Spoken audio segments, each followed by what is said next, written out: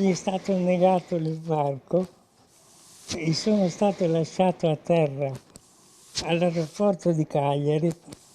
Per me una vera discriminazione come disabile. Daniele Rinaldo, ingegnere idraulico mestrino di 62 anni alla SLA da circa 10.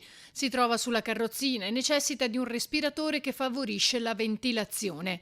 Proprio per la presenza di questo oggetto per lui essenziale, Ryanair sarebbe stata indotta a lasciarlo a terra all'aeroporto di Cagliari. Ho volato tante volte anche con la stessa Ryanair, poche settimane prima, e la motivazione per cui mi hanno lasciato a terra è falsa, perché il respiratore che devo utilizzare rispetto alle norme internazionali per l'utilizzo in volo. Quindi l'asserita motivazione che può essere trasportato ma non utilizzato, che poi è ridicola per me perché sennò il respiratore dura 2 minuti, è totalmente falsa. Partito da Venezia per la Sardegna con la stessa compagnia il 29 luglio, il 21 agosto si è trovato in questa situazione surreale e la cosa peggiore è che non è stato aiutato successivamente in alcun modo. Mi hanno lasciato là e basta,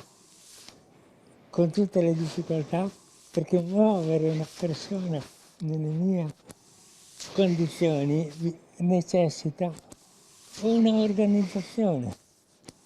Ed è stato un disastro per me, per la mia famiglia. Daniele, ex rugbista, ideatore delle barriere che proteggono la Basilica di San Marco dall'acqua alta, si è sentito discriminato e ha voluto rendere pubblica la cosa perché non accada più. Spero che la compagnia venga sanzionata affinché non accadano più episodi di questo tipo. Spero che questa mia segnalazione abbia conseguenze non tanto per il rimborso, per carità ci ha rimesso dei soldi, se me li danno meglio, ma non è quello, ma che non accadano più cose di questo tipo.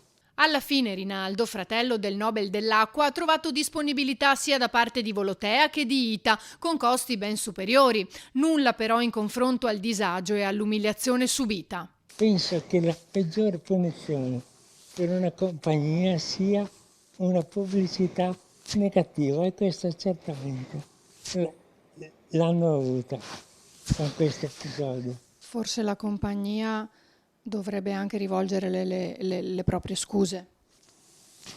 Vedremo se accadrà. Spero di sì, mi parrebbe il minimo.